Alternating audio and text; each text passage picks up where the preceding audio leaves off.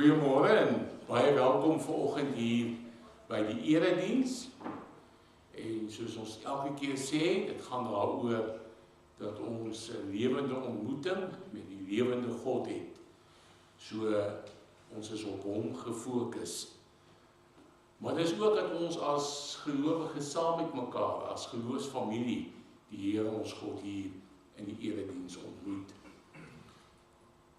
Kom ons begin nou ons erediens deur saam te bely dat ons hulp is in die naam van die Here wat die hemel en die aarde gemaak het, wat getrou bly tot in ewigheid en nooit die werke van sy hande laat vaar nie.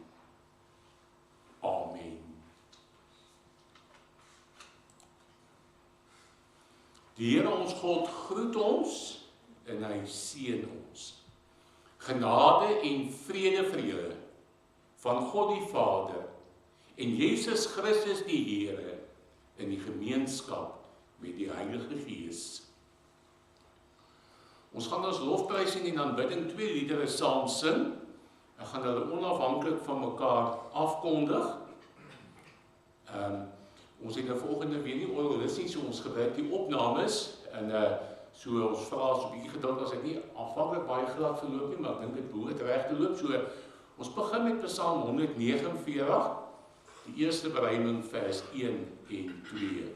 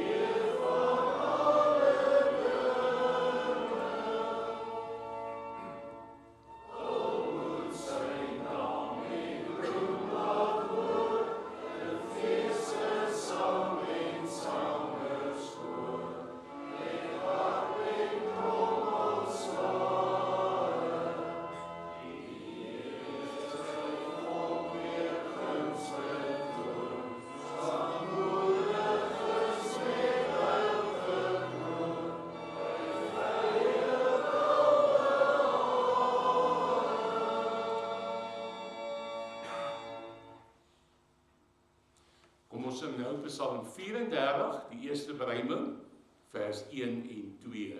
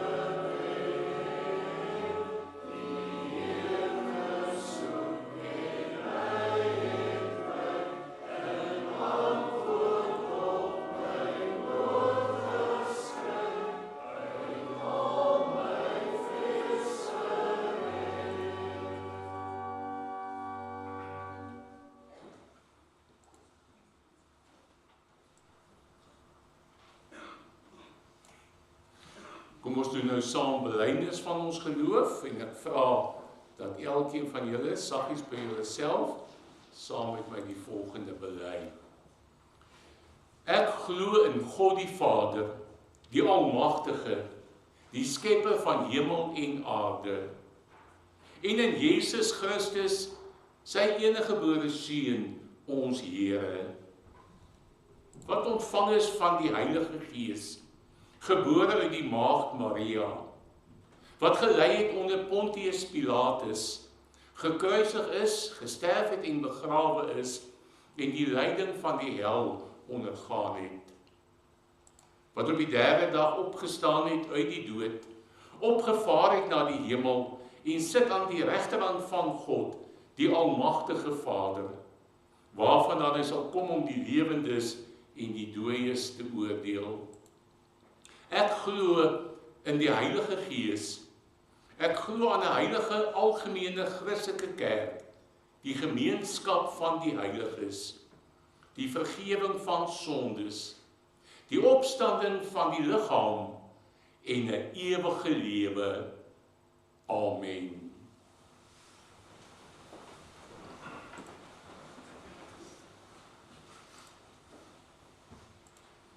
Kom ons luister nou na die afkondiging van die wet van die Here. Toe het God al hierdie woorde gespreek.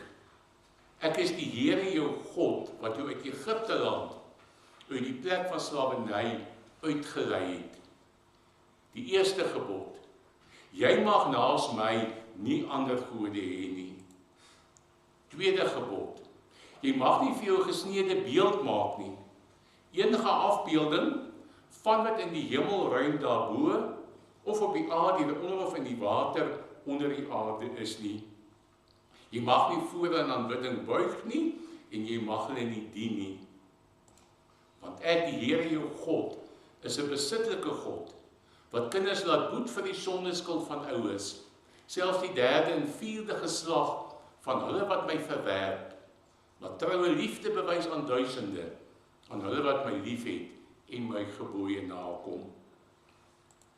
Die derde gebod, jy mag die naam van die Here jou God nie misbruik nie, want die Here sal hulle wat sy naam misbruik, nie ongestraf laat nie. Vierde gebod, gedenk die Sabbatdag deur dit heilig te hou. 6 dae moet jy werk en alles doen wat jy moet, maar die 7-dagse Sabbat ter ere van die Here jou God. Jy mag geen werk doen nie. Nie jy en jou seun en jou dogter, jou slaaf en jou slavin, jou diere en jou vreemdeling wat by jou is nie. Want in 6 dae het die Here die hemel en die aarde en die see gemaak en alles wat daarin is, maar op die 7de dag het hy gerus. Daarom het hy die Sabbatdag geseën en dit geheilig. 5de gebod, behandel jou vader en jou moeder met eerbied, sodat jy lang kan leef op die grond wat die Here jou God vir jou gaan gee. 6de gebod, jy mag nie moord pleeg nie. 7de gebod, jy mag nie egbreek pleeg nie. 8ste gebod, jy mag nie steel nie. 9de gebod, jy mag nie vals getuig teen jou naaste nie. 10de gebod, jy mag jou naaste se huis begeer nie. Jy mag jou naaste se vrou begeer nie. Ook nie sy slawe en slavinne, sy beeste en donkies nie. Enige iets wat aan jou naaste behoort nie. En die wet is in Christus vervul. Hy het volle sin en betekenis aan elkeen van die gebooie gegee.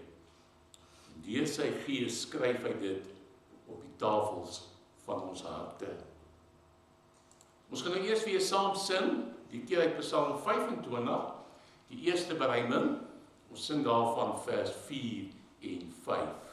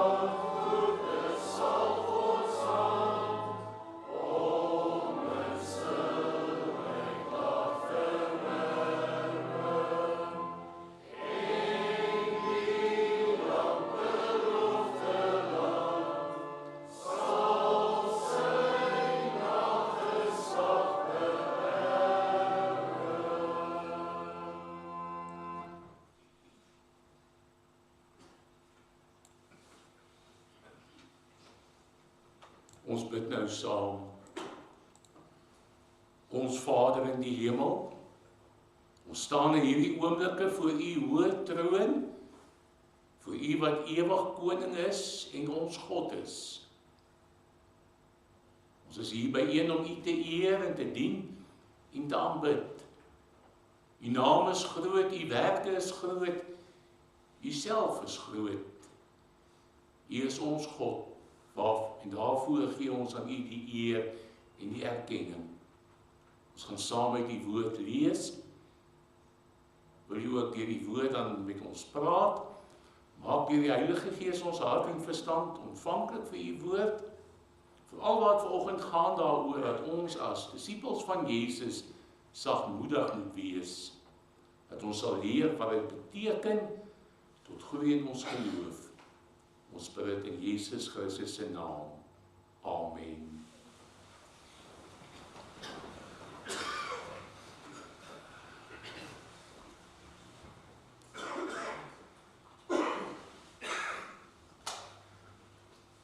Vir die woord van die Here gaan ons lees uit Filippense 1 vers 27 tot hoofstuk 2 vers 11.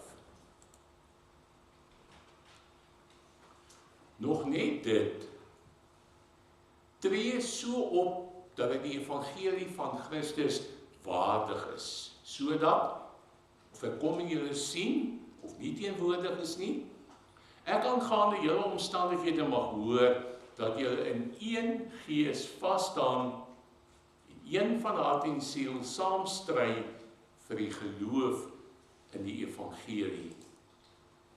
En julle in geen opsig deur julle teenstanders laat afskrik nie. Vir hulle is dit 'n teken van ondergang, maar vir julle is dit 'n teken van verlossing en dit kom van God. Dis immers ter wille van Christus aan julle as gawe gegee, om nie net in hom te glo nie, maar ook vir hom te ly. Julle stry dieselfde stryd wat julle my sien stry het, en waarvan julle nou hoor, dat ek nog steeds stry. Daarom, as daar enige aansporing in Christus is, as daar enige troos uit die liefde is, as daar enige gemeenskap van die Gees is, as daar enige meelewing en ontferming is, maak dan my blydskap volkome deur eensgesind te wees, een in liefde, een van gees, een in denke. Deur nie iets uit selfsug of ydelheid te doen nie, maar in nederigheid die een die ander hoër te ag as homself. Deur elkeen nie net na sy eie belang om te sien nie, maar ook na die van ander. Laat dan die gesindheid wat daar in Christus Jesus was, ook in julle wees.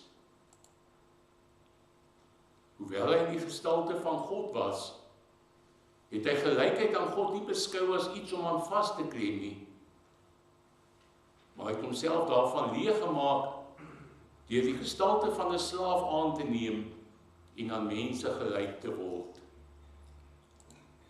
En toe hy in die vorm van 'n mens verskyn het, het hy homself verneder deurdat hy gehoorsaam geword het tot die dood toe, ja, die dood aan die kruis. Daarom het God hom ook met 'n mate verhoog en aan hom die naam geskenk wat bo elke naam is, sodat in die naam van Jesus elke knie sal buig, van diegene in die hemel en op die aarde en onder die aarde, en elke tong sal bely, Jesus Christus is Here, tot eer van God die Vader. Daar's nou 'n kans dat die voorskoolse kinders na hulle lokaal toe kan beweeg.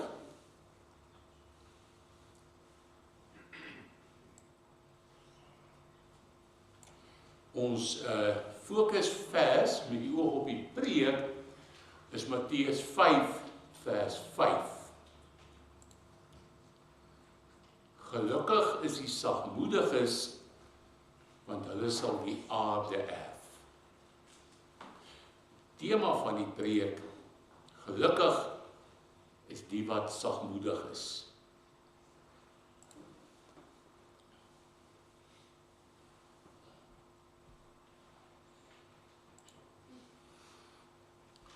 Geliefdes in ons Here Jesus Christus, luister na die volgende 2 sinne.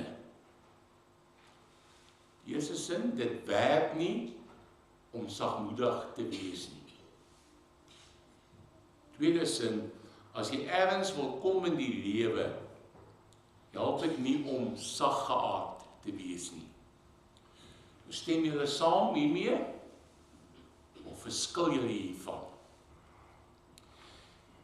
Sê nou jou werk is om oor ander mense toesig te hou.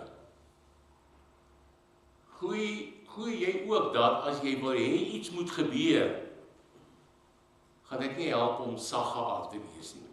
Nee, jy moet streng wees, anders gaan die werkers kanse vat. Maar nou sê ons fokusvers, gelukkig is die sagmoediges. En op verskeie plekke in die Bybel word daar gesê dat ons sagmoedig moet wees. Ek gaan 'n paar voorbeelde noem. Galasiërs 5 vers 22 sê dat sagmoedigheid deel van die vrug van die Gees is. In 1 Timoteus 6 vers 11 staan dat Timoteus as 'n man van God sagmoedigheid moet nastreef. En in 1 Petrus 3 vers 4 word gesê dat 'n sagmoedige gees deel van 'n vrou se innerlike skoonheid moet wees. Beteken dit nou dat as ek ergens wil kom in die lewe en resultate van mense onder my werk wil verkry, dat ek nou hierdie gedeeltes in die Bybel wat sê ek sagmoedig moet wees, beteken dat ek dit nou een kant moet skuif. Nou in hierdie preek wil ek probeer aantoon dat die antwoord nee is. Jy hoef nie die gedeeltes in die Bybel wat sê dat jy sagmoedig moet wees, een kant toe te skuif, as jy ergens wil kom in die lewe, of wil jy hê dat mense na jou luister en hulle werk doen nie. Die sleutel is om sagmoedigheid reg te verstaan. Om te weet wat beteken dit. Wat beteken sagmoedigheid regtig? En wat behels dit alles? En daarom gaan ons in hierdie preek kyk na wat sagmoedigheid regtig beteken en wat dit als behels. Dit gaan 3 hoofpunte bevat. Ek gaan begin om te sê wat sagmoedigheid nie is nie. En dan wat sagmoedigheid wel is. En dan waarom die wat sagmoedig is, gelukkig is, of geseënd is, of salig is. In die eerste plek dan, wat sagmoedigheid nie is nie.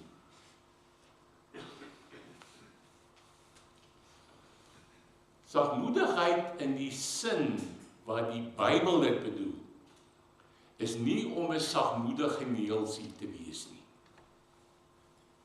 Dit is nie om iemand te wees wat net vir almal ja sê nie. Dit is nie om iemand te wees wat toelaat dat almal oor hom loop nie. En iemand wat sagmoedig is iemand wat ruggraat het. Later gaan ek meer hieroor sê, en gaan jy ook agterkom hoekom om sagmoedig te wees 'n mens ruggraat nodig het. Skus tog.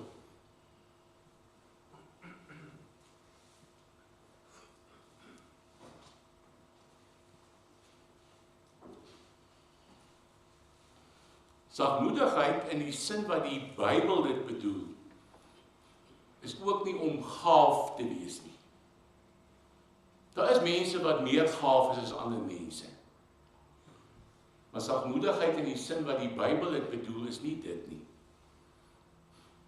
Sagmoedigheid is nie 'n natuurlike eienskap nie. Dit is nie 'n natuurlike aanleg nie. Dit is nie 'n kwessie van die een het die aanleg vir sagmoedigheid en die ander het nie 'n aanleg vir sagmoedigheid nie. Dit het niks te doen met aanleg of persoonlikheid nie.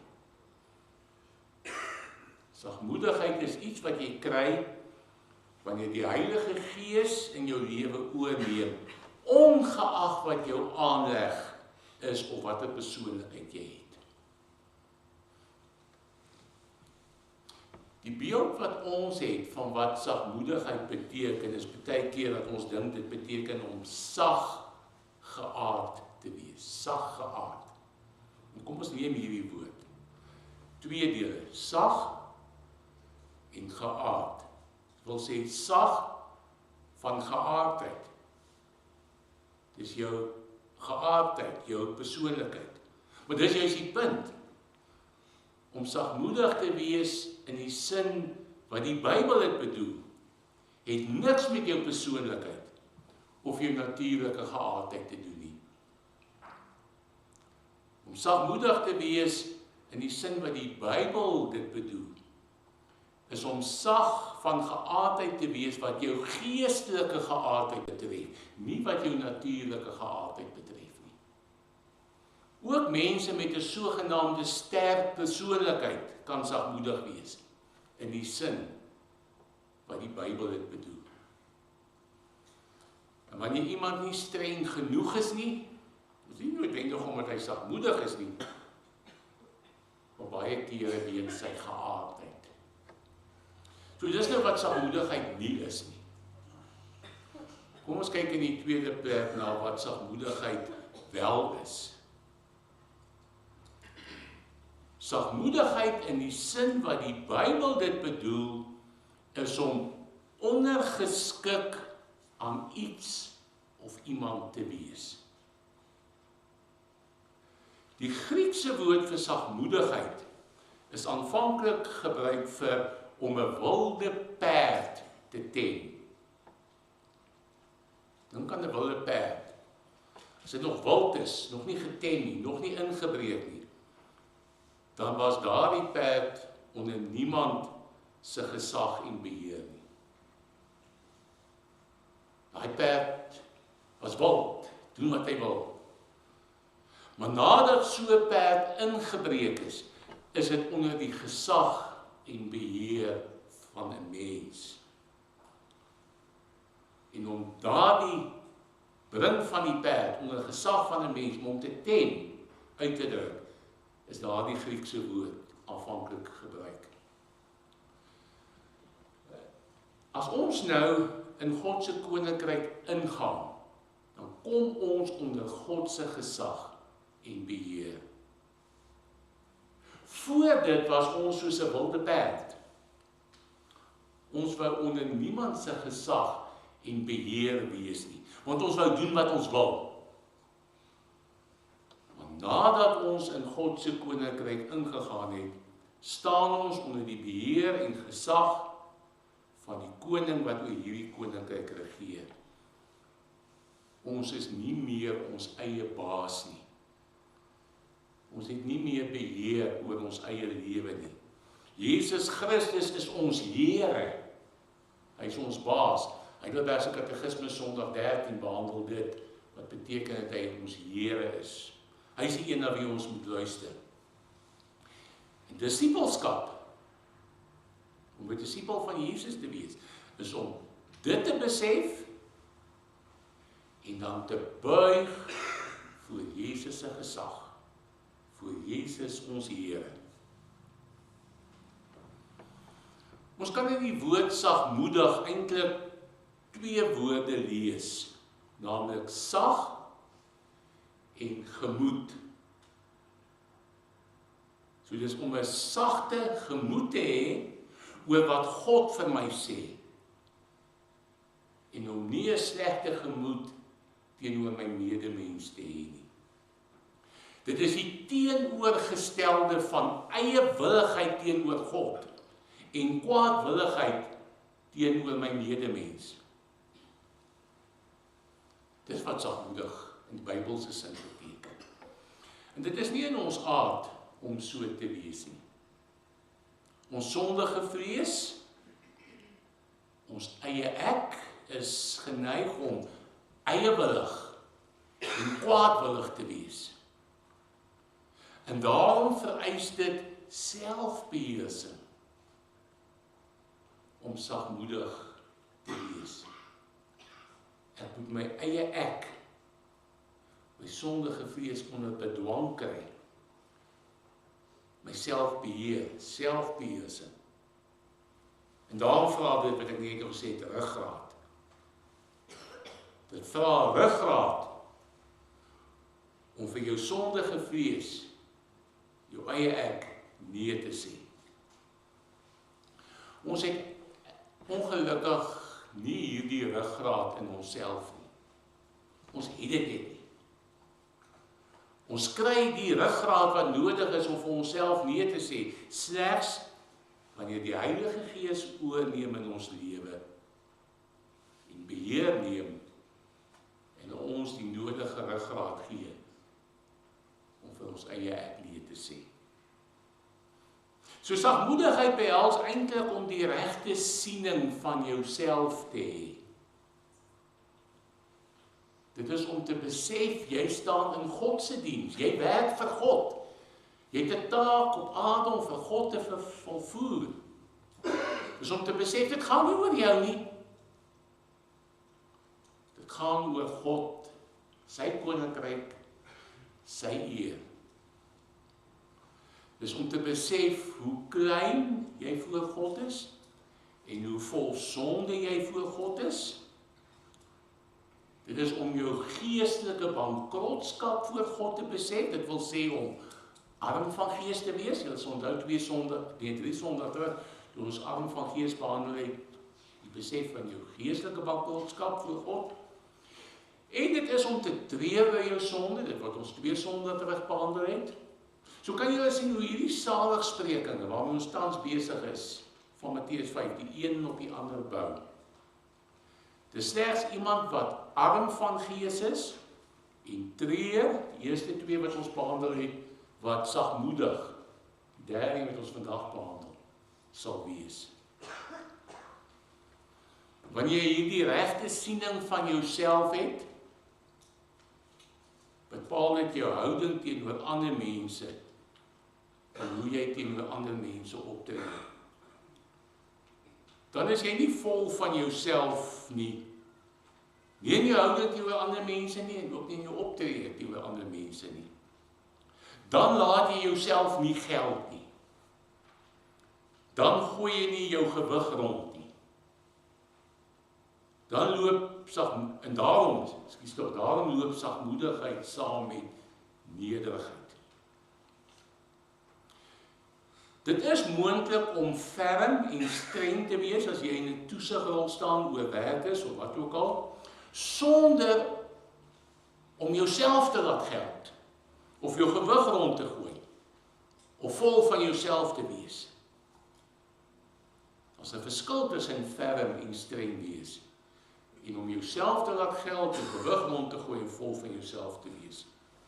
So dit is moontlik om ferm en streng te wees en tog nog sagmoedig te wees in die sin wat die Bybel bedoel ons sagmoedig moet wees. Iemand wat sagmoedig is, veg nie net vir eie belang nie. Filippense 2 vers 2 tot 4 wat ons vanoggend gelees het, sê dit baie mooi. Daar staan: maak dan my blydskap volkome deur eensgesind te wees, een in liefde, een van gees, een in denke, deur nie iets uit selfsug of ydelheid te doen nie, maar in nederigheid die een die ander hoër te ag as homself. Deur elkeen nie net na sy eie belange om te sien nie, maar ook na die van ander. En dit is wat sagmoedigheid is. Dit is om die gesindheid van Jesus te hê, soos wat dit in Filippense 2 vers 6 tot 8, wat ons ook vanoggend gelees het, beskryf word. Hoewel hy in die gestalte van God was, het hy gelykheid aan God nie beskou as iets om aan vas te klem nie, maar het homself daarvan leeg gemaak, deur die gestalte van 'n slaaf aan te neem en aan mense gelyk te word. En toe hy in die vorm van 'n mens verskyn het, het hy homself verneder, deur hy gehoorsaam geword het tot die dood toe. Ja, die dood aan die kruis. 'n sagmoedige mens bejammer homself nie. Hy sê nie heeltyd vir homself, jy het 'n harde tyd, kyk hoe onregverdig is mense teenoor jou nie. Om sagmoedig te wees is om nie wraak te neem nie. Om sagmoedig te wees is nie om mense te wil bykom nie. Om sagmoedig te wees is nie om te sê ek sal jou wys nie. 'n Sagmoedige mens is iemand wat leerbaar is. Wat bereid is om te leer, wat bereid is om gesê te word. Dit is baie keer 'n probleem. Ons hou nie daarvan om gesê te word nie. Dink so vandag hier aan, ons almal glo dat ons almal sonde het. Alle mense het sonde. So, ons sê nogal maklik, ek is 'n sondaar, want dis wat ons glo. Maar laat iemand anders vir my sê, jy's 'n sondaar, dan hou ek nie daarvan nie. Ons hou nie daarvan iemand anders ons moet reghelp nie. Om sagmoedig te wees beteken dat jy bereid is om te luister en te leer, jy's bereid om gesê te word. En hier is miskien die grootste uitdaging vir baie van ons. Dat ons die Heilige Gees hulp nodig om ons eie ek dood te maak. Sodat ons nie so is nie. Kom ons kyk dan in die derde plek na, waarom is iemand wat sagmoedig is gelukkig? Die antwoord is, want hulle sal die aarde erf. So staan dit in Matteus 5 vers 5. Wat beteken dit om die aarde te erf? Dink daaraan as jy iets erf, jy erf nou van jou ouers af iets, dan kry jy iets waarvoor jy nie gewerk het nie. Jou ouers het daarvoor gewerk. Jy kry iets waarvoor iemand anders gewerk het. En so ontvang die sagmoediges iets waarvoor hulle nie self gewerk het nie. Iets waarvoor Jesus gewerk het. Jesus het gewerk vir die erfporsie wat die sagmoediges ontvang. En wat is die sagmoediges se erfporsie? Wat erf hulle? Die aarde. En dit is nie die aarde soos dit tans is nie. Om eerlik te wees, dis nie 'n wonderlike erfporsie, die aarde soos dit tans is nie. Dis die aarde soos dit was, voordat Adam en Eva geëet het van die boom, waarvan hulle nie mag geëet het nie. Dit wil sê, soos wat die aarde in die paradys was, voor die sondeval. Dink 'n bietjie, hoe was die aarde toe? Dit was 'n aarde sonder dorings en dussels. Van wanneer die dorings en dussels gekom? Genesis 3, na die sondeval. Dit was 'n aarde waar die mense nie moes soeg en sweet om 'n bestaan te maak nie. Ook dit het eers gekom na die sondeval, Genesis 3. Dit was 'n aarde sonder swaar kry en pyn. Dit was 'n aarde sonder vyandskap. Dit was 'n aarde sonder natuurrampe soos aardbewings en oorstromings. Dit was 'n aarde waar mens en dier en plant en die hele natuur in volkome vrede en harmonie bestaan het. Dit was 'n aarde waar die mens 'n spesifieke taak en roeping van God ontvang het, naamlik Genesis 1 vers 27, om as die beeld van God oor alles te heers. Dit was 'n aarde waar die mens hierdie taak uitgevoer het, dit nagekom het. So om die aarde te erf is om dit te erf, is om ware lewe te hê. Die ware lewe wat die mense voor die sondeval gehad het. Dis om ware vrede en vreugde te hê. Dit is om tevrede en vergenoeg te wees. Dis wat 'n sagmoedige mens kry. Wat buig voor God se wil. Want sagmoedigheid is eintlik mag onder beheer. Word 'n vergenoegde, tevrede mens. Nou die goeie nuus van die evangelie is dat Jezus na die wêreld gekom het om die aarde, soos wat dit voor die sondeval was, vir ons terug te gee. Die goeie nuus van die evangelie is dat Jezus vir ons die ware lewe, om ware vrede en vreugde te hê, om tevrede en vergenoeg te wees, verdien het. En soos jy almal weet, hy het vir ons verdien deur aan die dood, deur aan die kruis te sterf en uit die dood op te staan. Hy het alles wat nodig is gedoen om die aarde te herstel soos wat dit vroeër was, sodat ons dit kan erf.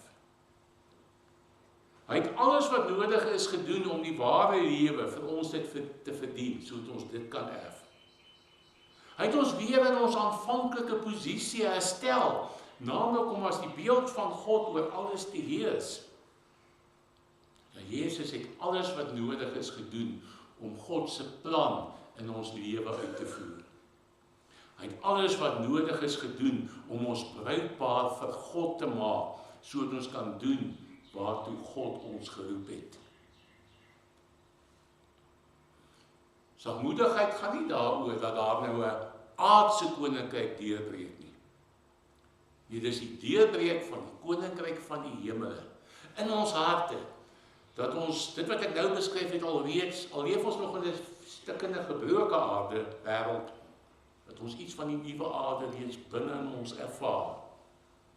En oral waar ons vanuit dit wat ons ervaar van die nuwe aarde optree, laat ons eintlik dan die nuwe aarde deurbreek.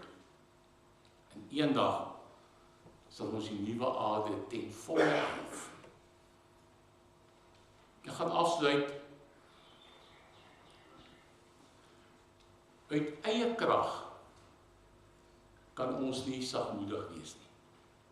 Ek het dit nie in my nie. Julle het dit nie in julle nie.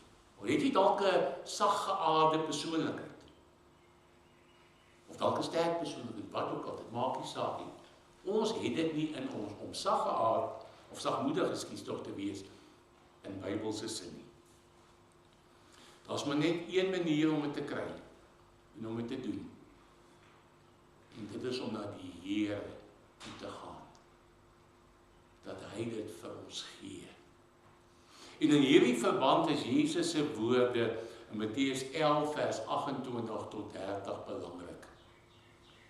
Kom na my toe, almal wat vermoeid en swaar belas is, en ek sal julle rus gee.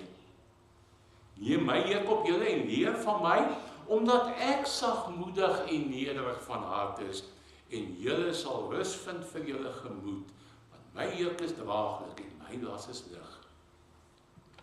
Ons het Jesus se sagmoedigheid binne in ons nodig. Ons het die Here binne in ons nodig. Ons het nodig dat sy Gees ons vul, sodat sy koninkryk binne in ons gestalte kry. En ek het onlangs maar weer eens besef dat die groot sleutel is om God te vind. Om hom regtig te leer ken. Niemand net dit wat oor hom gesê word nie, maar wie hy self regtig werklik is. Dis my gebed dat elkeen van ons werklik God sal vind. Dalk het ons hom nog nie 100% genoeg gevind nie. Selfs Job moes iets meer van God vind deur dit wat met hom gebeur het. Maar God ons lei om hom regtig te vind. En eers as ons hom gevind het, kan ons wees die tipe mens wat Jesus in Matteus 5 sê, ons as sy disippels moet wees. Amen.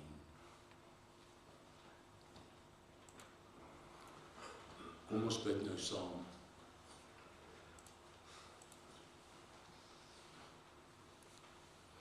Ons Vader wat in die hemel is, ja, ons was soos 'n willeperd, wat net ons eie ding wou doen. Ons eie ek het so geweldige invloed in ons lewe. Ons sê so moeilik vir onsself nee. Ons worstel met ons sondige vlees. Ons wil onsself bewys, ons wil onsself handhaaf. Ons gooi so maklik ons gewig rond. Ons wil nie graag voorgesê word nie. En die dinge moet verander as ons regtig ware disippels van Jesus wil lewe. Want die vereistes om burgerskap in u koninkryk, of die tipiese karakter, tipe mens wat deel is van u koninkryk, 'n burger in u koninkryk is iemand wat arm van gees is, treur oor sonde en sagmoedig is. En daar wil ons vra dat u deur die woord en u gees baie kragtig in ons sal werk, dat hierdie dinge deel van ons wese sal word. Dit is deel van die vernuwende werk van u Heilige Gees. Dit is wat gebeur as ons weer gebore word, geestelik lewendig word, as u Gees in ons lewe oorneem. Dit is waarvoor ons bid. Elkeen van ons se lewe, vir elke lidmaat. Broer so, dit wat u vanoggend deur die woord vir ons gesê het, in ons seën, en bevestig, laat groei, nodige bevrugting werk deur die Heilige Gees, sodat ons inderdaad soos nuwe mense sal lewe. Ons bid in besonder ook vir ons gemeente in hierdie tyd. Ons dankie vir baie mooi dinge wat ons kan ervaar, maar jy weet ook van beproewings wat baie van ons lidmate ervaar. Ons bid vir elkeen wat siek is, beproef word en swaar kry, dat jy met hulle sal wees. Ons bid ook vir ons land en al sy mense in die tye waarin ons leef. Ons kan maar net vra, laat u koninkryk kom, laat u wil geskied. Ons bid al hierdie dinge in die naam van u Seun, ons Here Jesus Christus. Amen. Ons nou geleentheid dat julle bydraes kan gee vir diens van barmhartigheid.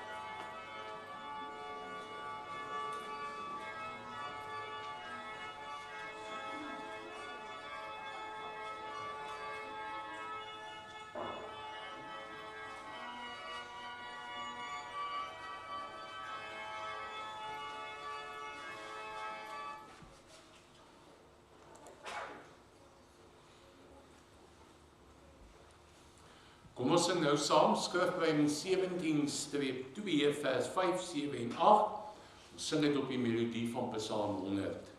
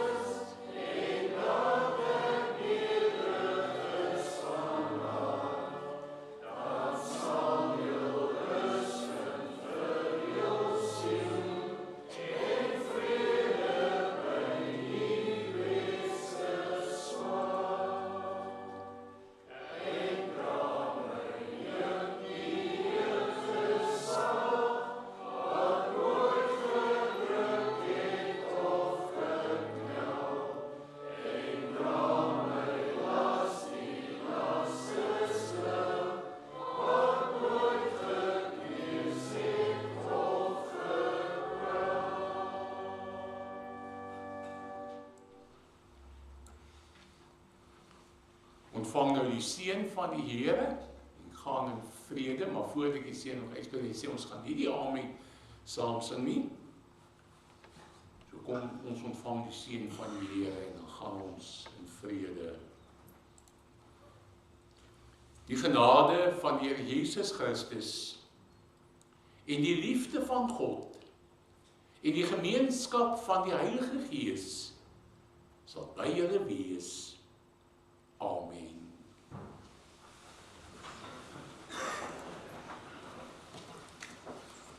Ek gaan die afkondigings ook dan voorhou. Die kollekte by die deure is vir die teologiese studentekas. Dit is almal weer welkom vanoggend tee en koffie te gaan drink. En die wat selfs in die winter van koeldrank kan dit ook doen. Saam te kuier. Katekisasie is weer vanoggend na die erediens. As weer vanmiddag Bybelstudie. Al die reëlings daaroor is in die ligteraal. En dan net belangrik die volgende 2 weke. Volgende ons dan nou nie die ligteraal nie. So dis hoekom ons dit nou sê, 2 weke is 'n nagmaal. En dan ook al die reëlings rondom die gemeente ete met nagmaal. Ek veronderstel die wysers sal almal kontak. En die getalle moet volgende Sondag in wees. Goed, dan is daar net 'n paar ander saakies wat ons vinnig wil noem. Dan ons begin met, julle sal sien daar's nuwe rakkies ook daar by die ingang opgesit. Is om 'n paar van ons goed bietjie beter te orden. Baie dankie aan broeder Frank Kok. Hy het dit gemaak. Hy is baie handig met sy hande en hy het vir ons opgesit. Baie dankie daarvoor. Dit lyk baie mooi. Goed, dan onder lief en leed. Wil ons net noem Andy Brits. Nika is hierso vanoggend. Sy is nog by die huis. Maar dit gaan maar nog baie moeilik daarso. Sy het 'n beroerte gehad. So ons wil vra dat julle in julle gebede aan broeder Nick, en sy staan nie sal dink met die pad van herstel vorentoe. Is hy nou aan die een kant so 'n bietjie verlam? So en die spraak is so aangetast. Maar ons hoop daar kom bietjie vordering. Daar 'n bietjie wetenskap. So ons dink in ons gebede veral aan broeder Nick en aan haar. Dan het ek vanoggend vandag gehoor broeder Jan Kronje het nou Dinsdag met sy bestraling begin. En dit is nou tot in September wat dit gebeur.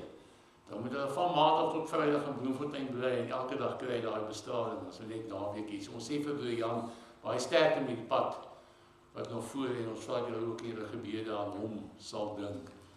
Dan broeder Mias, jy gaan die week vir 'n oogoperasie. Dinsdag, Woensdag en Donderdag soos. Lensvervanging en katarak verwydering. Goed, so ons dink aan broeder Mias ook daarvoor. As ek het reg onthou, ek het met broeder André Maree ook gesels, hy het ook nou die dag 'n operasie wat hy moet ook weer vir iets van sy oë gaan, maar ek is nou nie, kan nie presies onthou nie. Kom agter, jy onthou word en swak is soos hy ouer word. Hy het vir my gesê, maar so ons dink maar aan broeder André ook in ons gebede. Kom ek maak net seker, jy sommer ek so maklik deesdae vergeet, een my partykeer versprei.